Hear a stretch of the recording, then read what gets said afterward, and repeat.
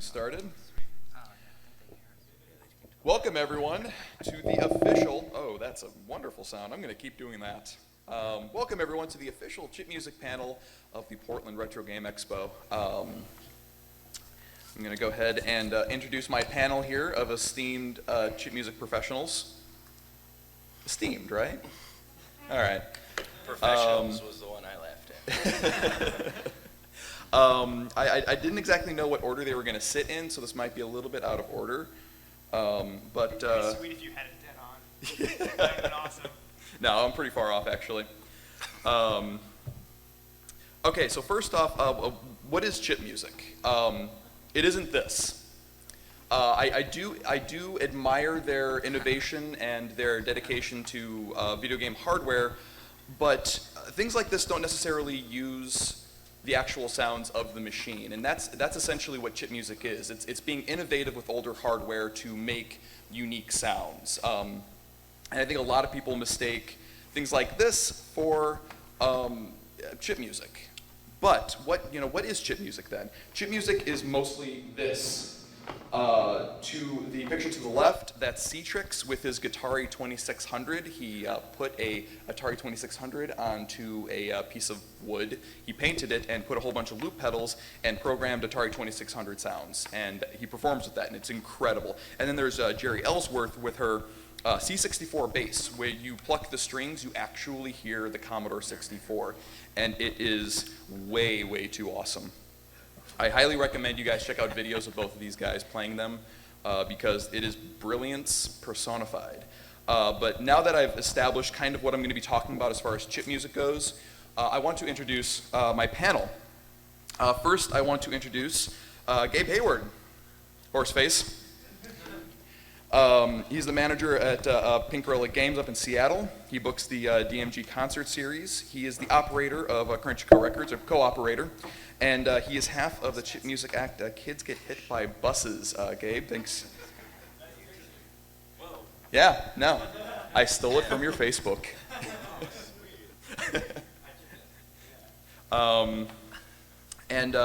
Gabe, if you can tell us real quick kind of what your place is in the chip music scene and how you make your music. Well, I think you kind of told me told him what my place was in that chip music team. I work with a buddy of mine in Kids Get Hit by Buses to, we use this thing, which I think we're going to talk about later, which is, so we make our sound sounds more like an NES, because we're using that to process our sounds, some of them. But we also mix it with other more, just kind of more conventional electronic music, and then vocals and stuff like that. So they're kind of a hybrid sound. We're using MIDI NES. Cool. Next on my poorly decided list, order at least, is going to be Acosta, creator, and he books the Expo concert series, and he is currently abducted by sharks. And same. Yeah, I'm currently abducted by sharks. My name is Acosta. I use modern day software to emulate the sounds that you can produce from using Gameboys or hardware like this, but I work with mostly Ableton and Massive and other VSTs to try to work backwards with this really high level, high gloss stuff to try to make it sound as old as possible. But it's been a weird journey, but it's awesome. And yeah. Next on the panel is going to be Andreas. He's the owner and operator at Great Bit Electronics, performs under the moniker Andreas. He's a regular at Micropalooza, and he's Portland's resident hardware modifier. Andreas, if you... Boy, yeah, I don't know if I can live up to that big. But, I personally use all different types of things, mostly hardware-based instruments and whatnot, modified SK1s and old Yamahas and Casios and stuff. I use a lot of old things and new things to kind of make a nice hybrid of both soundscapey type synth, I guess, madness. Is that what I'm supposed to do? That's solid. You're am I solid. doing? I'm good? Yeah. Boom. I'm proud. Proud father over here. And then we have two members of the team Two Player Productions, Paul Owens and Asif Saddiky. And you guys did Reformat the Planet documentary, as well as perhaps maybe make some music of your own. Yep. And finally, I'm Matt Hunter, and I'm the host of the 8 Jump Speed Shoots podcast. I perform under the moniker Mechlo, and I book the annual Portland chip show Micropalooza. And I definitely get way too excited about this crap. But that's who we are, and that's why you should be listening to us right now. So, as far as when it started in America in 2006, because technically this has been going on since the mid-'80s. People have been making, at least in Europe, like the demo scene has been really strong, making music on the Commodore computers and the Atari ST and stuff like that. I could talk for hours about that scene, and then even like starting in America in 2001, it goes pretty far back. I usually like to start in about 2006, is where kind of the current scene kind of starts, and this is kind of the place that Reformat the Planet kind of took over. And in this picture is, starting from the left and working clockwise, BitShifter, Bubbly Fish, Null Sleep, and GlowMag are kind of known to be the first kind of purveyors, or at least, the first to kind of make this a public thing for people to come and watch. At least the most popular right now. But required viewing, in my opinion, is Reformat the Planet, the movie that these guys made. When you were making this movie, like, what did you guys kind of center it around? I guess like the New York scene was just, when we were getting involved with it, the New York scene was just kind of taking off. So we were like, oh, no one's documenting this for some reason, even though it's really awesome. So we were like, let's do that, and we did it. Yeah. Yeah, it's a great documentary. It's got a ton of concert footage. It's got interviews with the artists, how they make it, why they make it. If anyone's looking to get into chip music, it's definitely a great place to start, because it gives you a little bit of context as to what we do, why we do it, and it's a great movie. It's really, really good. I was gonna say, Matt, even if you have some inkling of what you do with lo-fi stuff and you like retro things, I was doing this kind of thing for years before I actually saw the documentary, and after I saw it, it was almost like a aha moment. I was realizing that there were other pockets and there were other people, and as a basic generalization of the scene, it's a great documentary. So that's homework for everybody. Never told me I liked that much. 2-page paper, due Friday. Never sent it to you. I've always wanted to be a college professor. I think I'd do a great job. And so I want to go ahead and get into the hardware and kind of explain to you guys exactly how this stuff is made and potential routes to actually make it. The first piece of hardware I want to talk about is the Nintendo GameCube. And currently this is a bit it was written for a game called Bitcher Flux, and let's fix that real quick. And the Game Boy is probably the most popular tool that you're going to find for making chip music. At least most people like to use this one. I know a lot of us on the panel here have used the Game Boy or is using the Game Boy. It's a Z80 based chipset. It's a 4-channel, which means you can have 4 instruments going at the same time, 2 pulse wave, 1 sample, 1 noise. Popular software is, of course, LSDJ, Nano Loop, Nano Voice, Muddy GB. These are all things that you can actually download for free off the internet. LSDJ, the creator asks you pay him $2 for his creation, which is more than fair.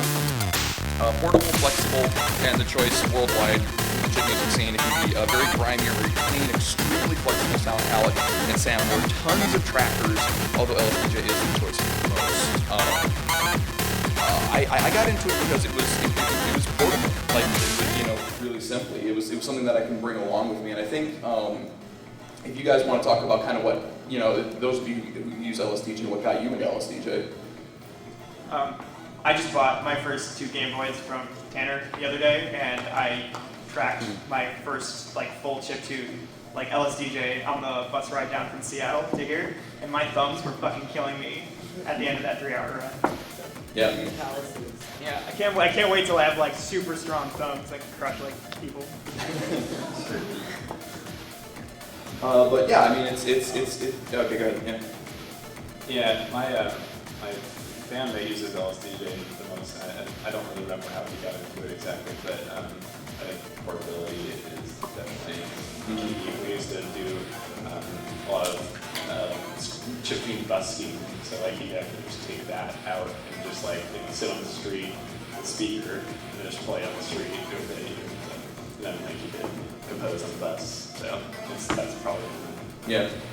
And one thing I like about it is like, as you can kind of hear with the song, it doesn't really sound a lot like a video game. It sounds like electronic music. It sounds like a real grimy, cool, like an EDM song, which is another reason I like it, is you can kind of program it outside of the realm of video games, which is really, really cool. Next on my list is going to be the NES. I know for a fact this song's a little bit quieter, so I'm going to turn this up a bit. The NES is actually a 5-channel. You can have 5 things going on at the same time. And this is sick with highway chip music. It uses the 2A01 sound chip. It has 2 pulse waves, 1 triangle wave, 1 noise channel, and 1 sample channel, running, I believe, 1-bit samples. You can use Family Tracker. Family Tracker is a free program you can download off the internet and use it on your PC. You can save it as actual NES files, and you can actually put those into the NES via a power pack, which is a really, really cool way to do it.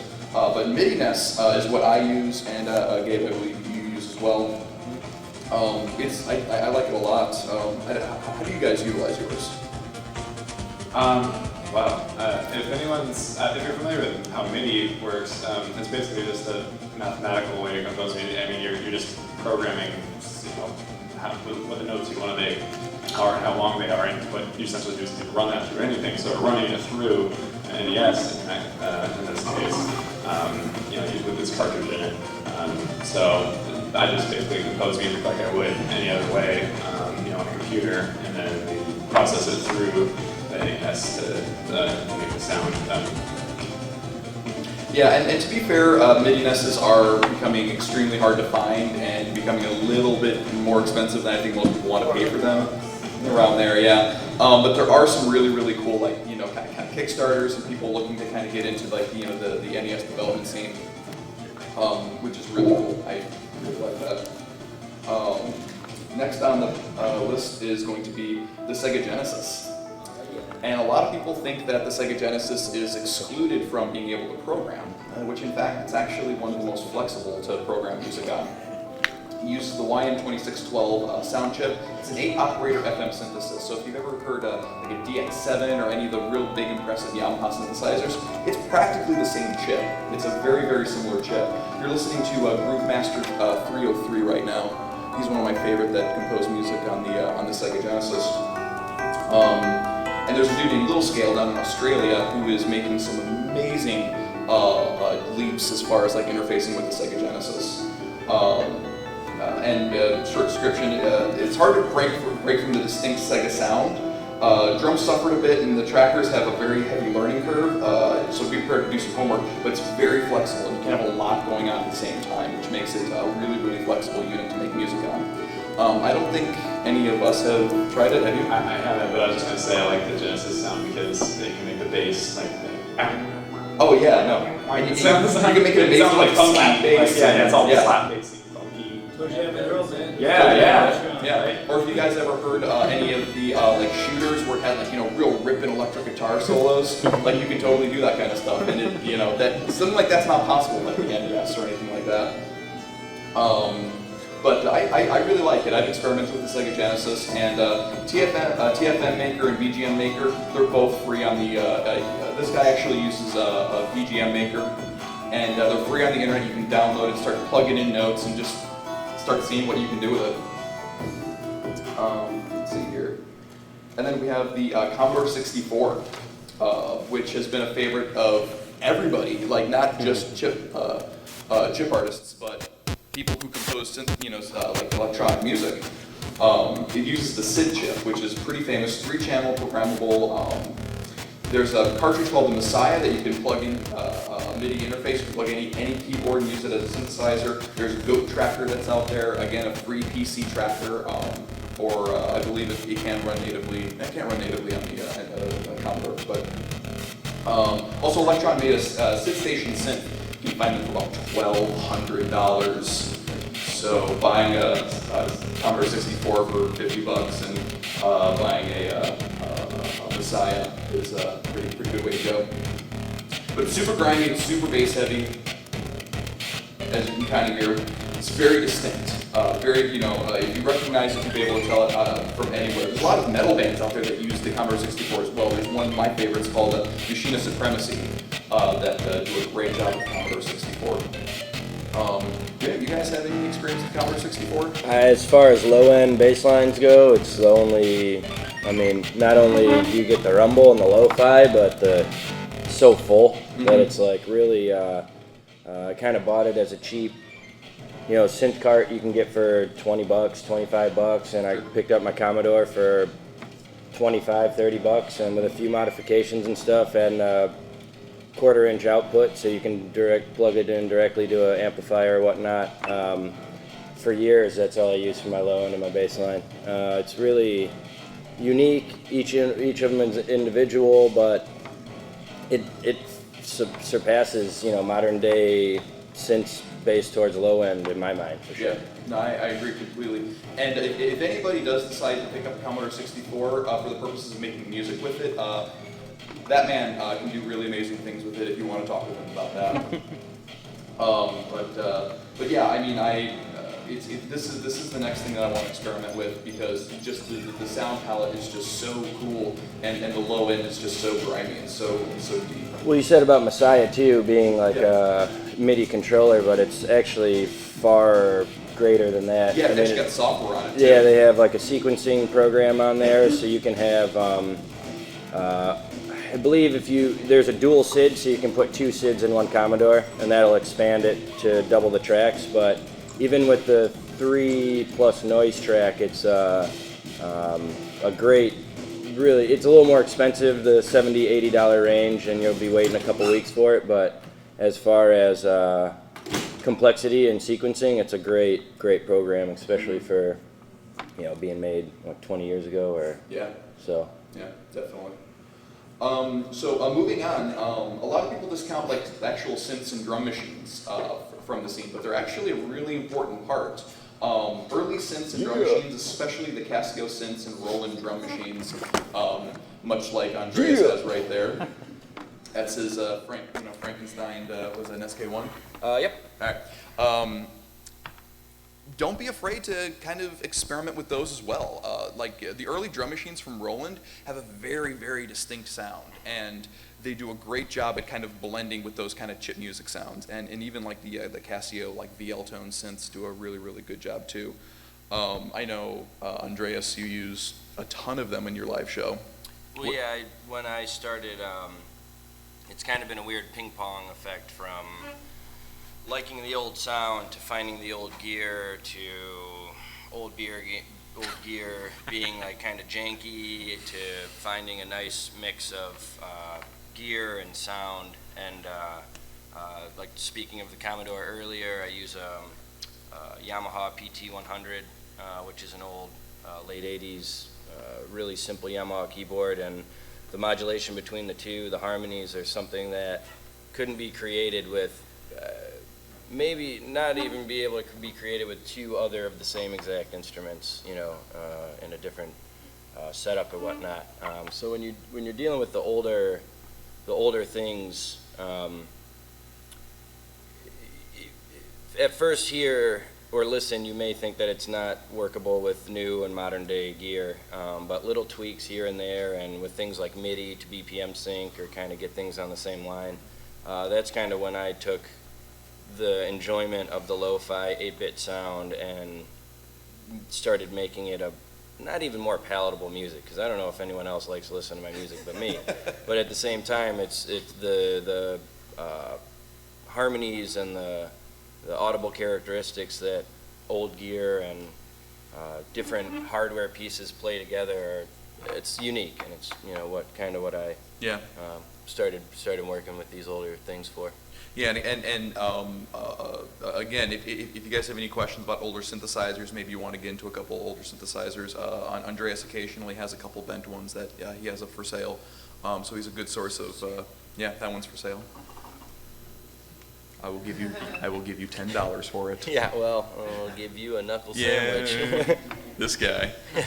I wanted to put a song with this one, but it wouldn't let me. It told me the MP3 wasn't cool enough. But if you guys want to listen to Burnkit 2600, probably does the best job of syncing chip sounds with actual synthesizers, and they are way too awesome. Yeah, they're good. And crazy nice dudes, crazy nice. Other hardware, you can make music on the Amiga. It's a 12-bit sample-based thing. You can use Octamed with that. The Atari ST was basically a computer built with built-in MIDI. So it was actually built to make music with, which is really cool. Maximizer, TCB tracker, usable with those. And modern PCs. I know that you mentioned you use a modern PC to make your music. There are a ton of cool VSTs out there, some expensive, some fairly cheap. Pro Chip Sounds and Magical 8-Bit Plugin are just a couple of those. What you're listening to right now is Format, one of my absolute favorites. And this is the song, I think, Paper Dolls. And he uses the Amiga. And, I play this for friends of mine who hate my Gameboy music, and they love this stuff. So it just goes to show how diverse something like chip music can be. It's not just pigeonholed to 8-bit, but you kind of want to explain how you go about, go about making your music on a modern PC. I come from a production background. Originally I was in a power metal band when I was a teenager, and so I was really into intricate music, and then I went to college and it was too far away for me to go meet up with my band for shows. So I started down a line of very stupid, bad written electronic music, and it slowly evolved into what it is today, which is what I've been calling it cyberpunk. But it's the intricacies of my old power metal roots with heavy driving electronic beats. But the way I kind of go about it is that and before I was in a power metal band, I've been playing piano my whole life. So the way I think about music is I sit down with my MIDI controller and I'll hum out a tune, and then I'll start, I'll fumble around or figure it out pretty quickly, and then I'll be like, all right, that was cool, and then I'll put a sick beat under it, and then I'll make it sound like a cool synthesizer, or not just a piano or whatever that, and then it kind of once it starts to feel like a song, I'll start building my own virtual synthesizers through Massive, because Massive is a virtual synthesizer in the same way. I don't know how many of you have ever used it before, but it's a normal synthesizer. It has plenty of knobs and things I can tweak and parameters that I can set to kind of have complete control over my sound. So I'll start with a really modern day sounding synthesizer, and I'm like, okay, that's kind of cool as a bass, and then start working. You're well, how can I make it more like what I actually want it to sound like, which is what, emulating the old synthesizers that, you just went through the huge list and you've been playing examples of, but, so I'll compose a song and then try to bring it back. And the scene gave this style of music the very snarky name of fake bit. Which some people think that's oh, you fake bit, they're trying to flip me off, but it's just well, I know what I'm doing. It's not I've never said I'm chiptune. I've never been maybe in the broader sense is I sound chiptune-like, and then I'm trying to emulate what these people are doing, and that just started because I hadn't had anybody show me how to use a Game Boy in that way. I always saw people doing it. I'm oh, that sounds really awesome. And I always thought it was too unreachable. It was just oh, I'll never, I don't know, have a modded Game Boy, but now I do. So sure, fuck y'all. And nowadays, more and more people are accepting kind of complex arrangements on modern PC, because really, if it sounds good and it just sounds just really legit, who cares who made it and how they made it? If it sounds good, people you're not gonna be like, well, this is cool, but it'd be cooler if it was only written on one Game Boy. Yeah. I mean, like, a lot of us do it because we enjoy the limitations of the Game Boy. 4 channels, 4 sounds, and that's it. That's our entire song. And there are some people who are like, I want 32 channels. I want sweeping orchestrations behind my music, and that's awesome. Like, I think everyone should be making diversified music, because that's what makes the scene better. Speaking of making the scene better, there are tons of types of chip music. Chip music, essentially at its core, isn't a genre. It's more of a heading, it's more of an umbrella, it's more of a way of approaching music. A lot of people don't call acoustic guitar a genre for the most part. Acoustic guitar is a method of making music. And I think most people think of chip music and they think doot, doot, doot, doot, doot, doot, doot. And they're partially right. But you have, chip rock, chip punk, post-rock, cyberpunk, chip thrash, horror, IDM, EDM, industrial, happy hardcore, dub chip, ambient soundscapes, minimalist, downtempo, pop, experimental, and this is not even nearly a complete list of the type of ways people utilize chip music. I hired a cello player to play along with my Game Boy, and now I have this kind of like post-rock sound to my set, and I think it's awesome, and I love it. I mean, if you guys can think of any others, I mean... We had a saxophone player. That's awesome. That's pretty cool. Yeah. Well, I mean, Minus Baby had, 12 people up on stage with him at the last... The full horn section. Yeah, full horn section, and, I mean, it was really... Talk about, like, incorporating, chip, Minus the Baby chip is tune. incredible. Yeah, Minus Baby, if you ever want to hear real live instruments and almost like his, like, bossa nova background is just, like, I would check it out for sure. It's, but yeah, it's not, like, chip music, though. It's, like, micro music or...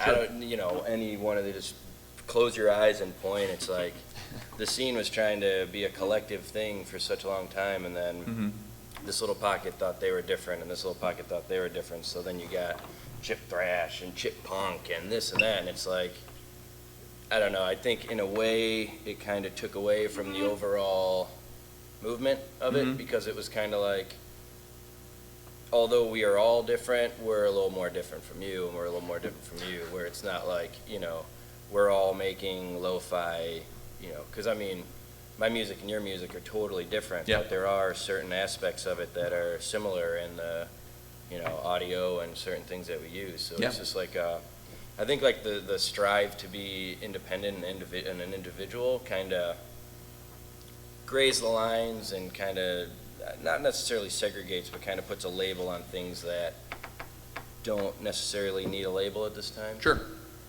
But people love labeling themselves. Yep. And I put a whole list up. Yeah. And that's one of the things I love about booking Micropalooza is I'm able to invite such diverse artists. Because most people, when they come to something like Micropalooza, they think, oh, I'm going to hear Game Boy music. It's going to be, 4 hours of Mario at a rave. And they come and they're shocked to realize that, no, it's not that at all. As a matter of fact, one artist was like that out of the 8. And they're exposed to all these different types of music that they didn't even know existed, which, I love. And, checking the time. Cool, we're good. Okay, I was going to make a list of required listening albums, but then realized that my panel probably has better suggestions than I do. My one suggestion for required listening to get into chip music is Alex Maurer's 9999. Yeah. Because he uses, I think, 7 different consoles to make, I think, 28 songs on that album. And, it's great to just kind of listen to it straight the way through, listen to the diversity of sound, and then go back and try to start kind of figuring out for yourself what he's using in each of those songs. It really kind of tunes the ear to give you an idea of the kind of sound that you might want to make, If you start realizing, like, wow, his NES songs I'm totally into, but I'm not so into his, like, Amiga songs. That's something that you can actually figure out for yourself. And on top of that, he's just a brilliant composer. He, makes me wish I was a better person. But do you guys have any kind of like albums that you keep going back to, or artists at least, that you can kind of introduce to everybody? I mean, I could go on. I could just list off artists that I think are good. I mean, to me, when I got into the scene, it wasn't so much about specific albums as it was about artists. Because I mean, like I was finding stuff through like 8-Bit Collective when it was up, and like chip music afterwards, and it's kind of more like you just kind of, I found it kind of randomly. I don't know about anybody else. It's just like you like, oh, I want to go see what's around, and then you're like, well, you'll listen to a song, you're like, I don't like this, and you kind of go on to the next artist. And then,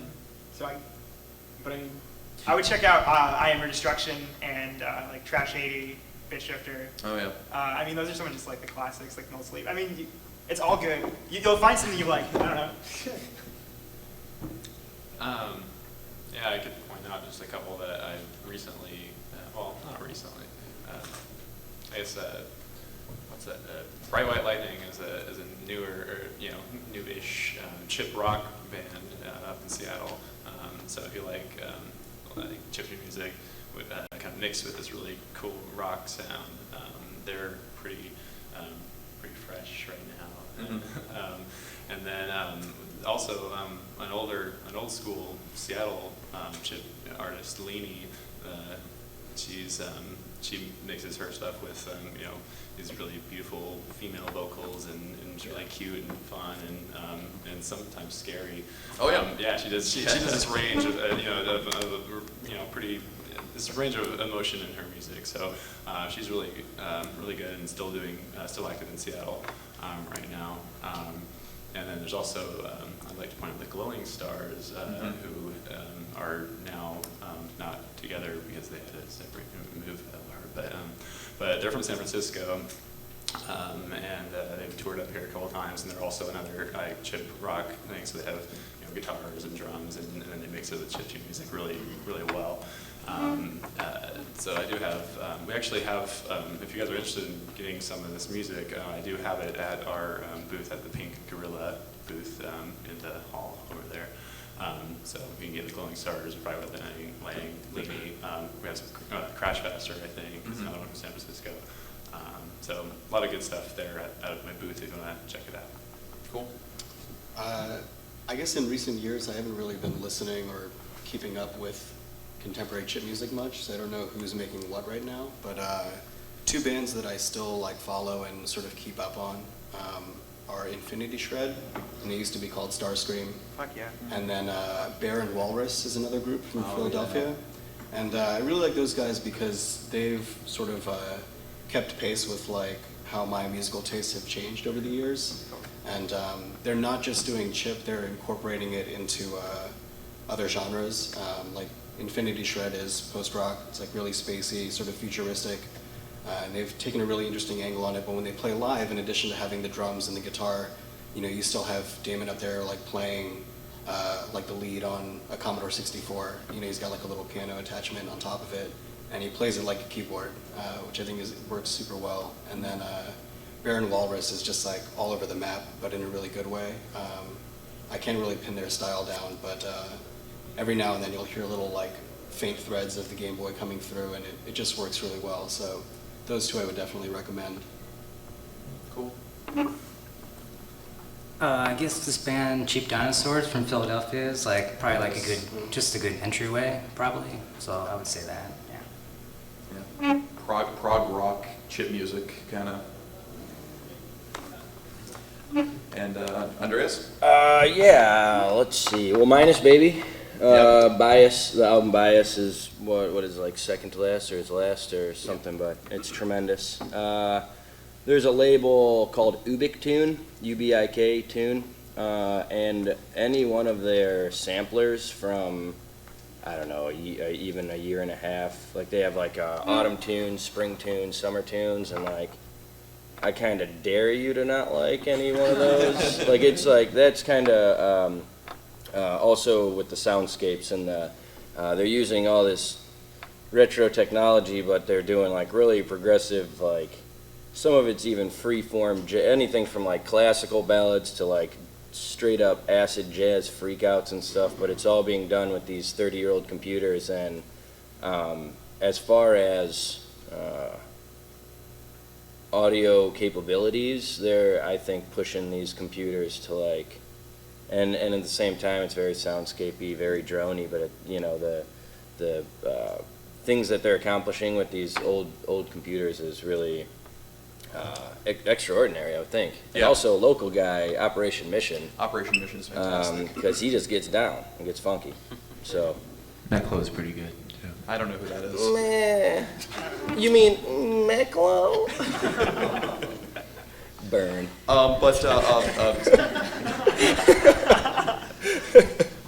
Something that Tio mentioned, if any one of you want to kind of dip your toe into kind of the chip music pool to test out the waters, chipmusic.org is a really good place to go.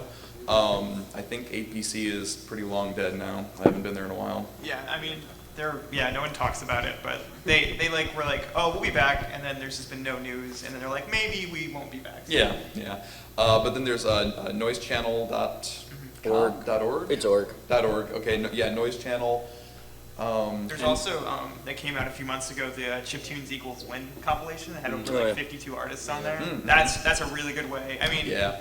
like I just like sometimes put that on like iTunes and then hit shuffle, and I'll be like, oh shit, I haven't heard this yet, and it'll be like good shit on there all the time. And I think their second compilation just came out with like 30 more artists. Yeah. And Pause too, Pause Records. Oh, Yeah, Pause Pause. Records. Pretty much great everything place. that they release, is Yeah. amazing. iimusic.com because it's Pause. Yeah, it's home of some of the most talented folks out there. I wanted to announce to conclude all of this and allow you guys to ask a bunch of questions. I'm going to be doing an LSDJ lesson at 4 o'clock in this very room. And I have 10 minutes left. Great. I'm going to be doing an LSDJ lesson right here in this room. I'm going to be teaching you how to make a complete song in LSDJ. I'm going to be using my LSDJ cart with a Super Game Boy and the Super Nintendo. It's going to be up on that screen. I recommend everyone, if you have like a laptop, to download LSDJ on the laptop with an emulator, or if you want to just dive in. Do you have any LSDJ carts I for have sale? one cart, so no, He has one cart for settle sale. down everyone. Yeah. But I got one cart left and multiple Game Boys and other goodies for making chiptune music at the Pig Squad booth. Yeah. So. And at the very least, bring a pen and paper or like your iPad to take some notes. I'm going to be moving a little bit quickly because I want to cover a lot of ground. Even if you want to just take out your iPhone and just kind of like record me talking, that should be sufficient. I'm going to try my Are best. you gonna film that? Sorry. Am I going to film that? I Yeah. think they're filming it. Cool. So, Are they filming this? I think they're filming this. Fuck. So sorry. God. Oh, that's right. He's actually part of the witness protection program, and part of it is he has to wear this horse head. We're gonna need those tapes. I want to open it. Do we have a microphone for questions at all? Do we Anyone have doing any sound? questions? Anyone? I want to swing this. Actually, if anyone wants to come up and ask questions, we can just turn one of these microphones around for you. Don't be shy. Break the ice. Come on up. Questions galore. We're gonna make it more awkward and make you walk all the way up here to ask Yep. a question. Hey guys. Hey, buddy. I was wondering, I've been looking at some of the MIDI controller cartridges for like NES, and I know that you've had some experience with that. I've also worked with Family Tracker, and it's pretty versatile insofar as you can make really crazy instruments with a bunch of curves and whatnot. But with MIDI NES, it seems like it would just be like, here's your square wave, here's your triangle wave. It wouldn't have as much versatility. Is there anything to do, like controller-wise, to actually control those other elements, or is it you just kind of play in, it makes that sound, and that's it? There are a handful of controls that you can control via MIDI NES, but it's not nearly as flexible as something like Family Tracker. I Right. believe you have like an envelope, like basic envelope control, and you have kind of basic volume control for certain channels. Okay. That's about it. Huh? You have pitch and sweep. And pitch and sweep as well. Yeah, There's and samples. It's something. Yeah, can Yeah. you do samples on it? There's Yeah, two yeah, there- types of samples, and you can turn the samples into a synth. there you go. Yeah. You can actually there's samples actually built into it as well that you can utilize. So Why aren't you on this panel right now? yeah. Yeah, I know. Cool. Yeah, that's all. But yeah, so it's less flexible, but it's still a great tool to use. Yeah, it's still easier to write something more intuitive, I imagine, with Yeah. a sequencer than with a tracker layout, where it's basically Pretty much. a spreadsheet. So, cool. Yep. Thanks. Yep. That's Turtle Sore, by the way. He played last night. Oh, Turtle Sore is in the front row right here, Today during his LSDJ lesson. and he's playing during my LSDJ lesson. So you guys are going to be torn. It's going to be kind of a Sophie's choice, only not nearly as sad. If it gets too complicated, come listen to some shit music. I don't know how you do it, but I love it. I'm gonna plug it right now. I'm also playing today at 2 o'clock. Oh, there we go. You can come watch me rock out with my keyboard. So. Yep. And Abducted by Sharks is very good music. You guys should. Thank you. I appreciate that. Yeah, of course. Any other questions? The ice has been broken. So if I was new to this music, what's the website I should go to get started? Like you said, you could buy it, but where? Oh. Like where can you download LSD? Oh, yeah. Oh, God, that's a great piece of information that could be very useful to everyone in this room. Is littlesounddj.com, I believe is what it is. Like I said, the creator, Johan Kotlinski, asks for $2, which is more than fair for that piece of software, and you can just download every update that he has from here on in. And he's constantly updating as well. Like every year, there's a handful of updates that he creates. He listens to user feedback. If you want to email him about a thing in LSDJ that you think could be improved, he listens to it. And it's a really wonderful tool. It's my primary chip music making. Well, that site too is really good. Definitely. Where was that? What's up? Where? The same site. Oh, yeah, Little Sound DJ. Yeah, a lot of like, tutorials. Oh, there's tons of YouTube out there. But then again, you can find anything on YouTube, I think. Yeah. You can even find me on YouTube. Yeah. And that's just wrong. Another question?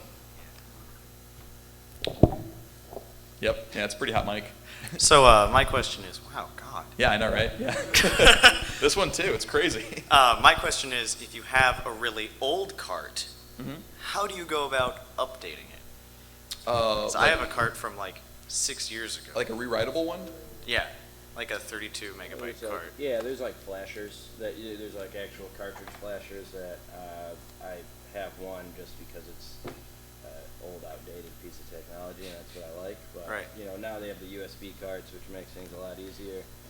And at the same time, I mean, you can get like a USB card for like $38 now. You have to go about flashing the program yourself, but it's super affordable rather than like 6 years ago when, even like I bought a 32 megabyte card for $70. It was like something crazy. Yeah. So. It was very expensive and very difficult. Things have gotten much easier now. Yeah, I got it as a present, so. It's actually too easy in a sense. I was gonna say, like, be forewarned that just, because you can buy a $10 to $30 Game Boy and you can buy a $40 program, lots of people buy $10 Game Boys and $30 programs and think they're the onslaught of just like, I want to be nice, but crap, basically. Like, don't get me wrong, I love electronic music, and I've loved it for years and this and that, but there's something unique and nice about making music with old stuff, not making old music with old stuff.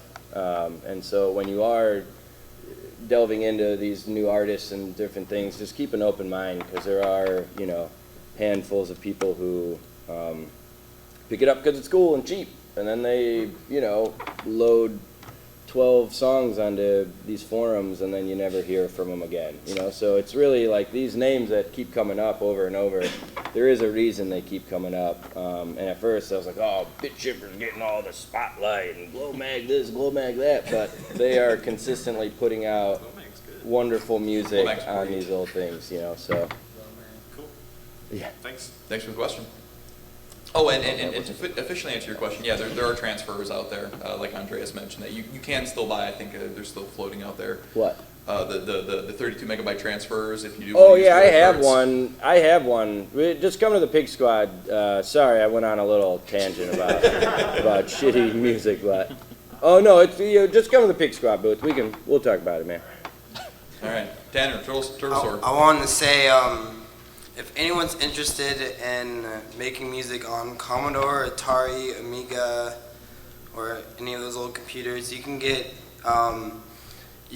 basically download those in emulator form and then look up tracker software for them.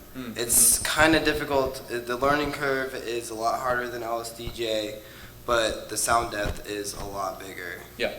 So you just type in C64 emulator, and then you look up C64 trackers, and there you go. Yep. Takes a little bit of programming and some hotkeys.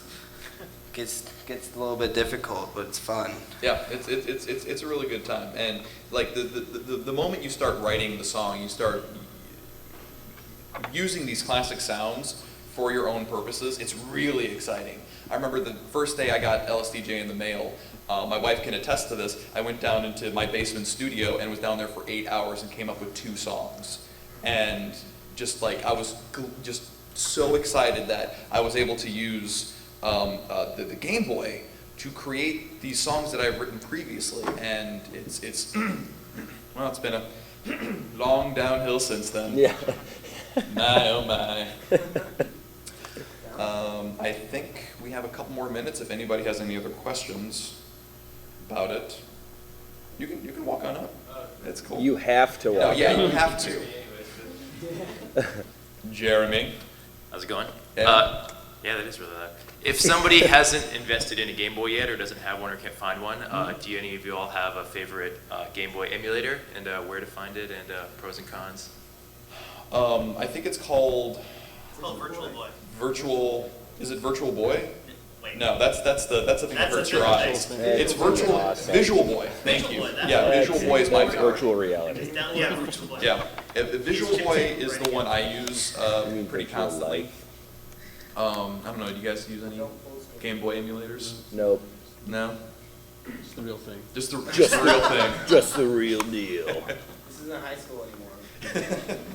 But you know, really, Visual Boy is all you need. It has all the tools you'll need to compose songs with it. And, Probably a bunch of Game Boys in that room over there, though. there are, yeah. I mean, there's. You guys are at a retro gaming expo. There's no excuse for you guys not to pick up a Game Boy. No excuse. I couldn't find one. That's a lie. Yeah, Google it. Oh, yeah. Yeah, what's up? Well, I Yeah, come on up. want me to speak there, but I can just talk. It's time. It's we're eating up. Yeah, people in the back want to hear the questions. We don't got much, right? So more kind of a conversation piece, because you mentioned how you're making music on modern computers and stuff like that, and people call it like, what was it, fake chip or whatever you were saying. And I mean, that just goes with the territory, right? You know, you remake movies, you remake this, and people always put it down. But are you seeing that more with just like, you know, with like these guys, right? Because if you're out there going around, and even though this is a retro gaming expo, there's plenty of people who play old games and like the old music, they just hear something that kind of remotely sounds like the old blips and bloops, and they like it. I mean, they're not really gonna care, oh, but he didn't make them on a Game Boy, they don't even know. So I mean, I guess my kind of question is, and it's not really like I said a question, but where do you guys, I guess, see all this going? Like, you said you make this because you just love it, and you're like doing it yourself, and you're doing it with modern stuff. Are you trying to think, oh, hey, chiptune music or chip music is eventually going to get really great and big, and will anyone care if you're just using 4 channels of Game Boy? Or are you doing that because you see, like, hey, in the future, no one will care, so I need to get in there and make actual melodies and do this kind of stuff?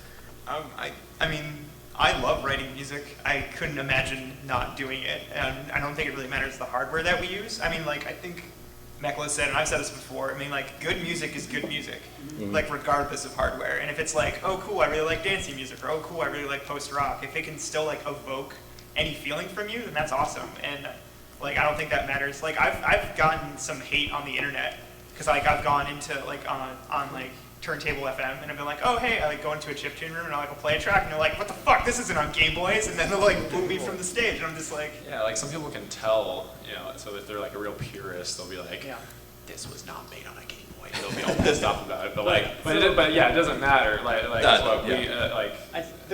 I think there will always be, in every genre, people who are like that. Like, I mean, just like, so I mean, it happens, and I mean, if they really can't listen to something because it's not pure, then I mean, that's too bad for them, I guess. They're missing out. All right, and that's going to conclude the official chip music panel of the Portland Retro Gaming Expo. Thank you so much for coming out.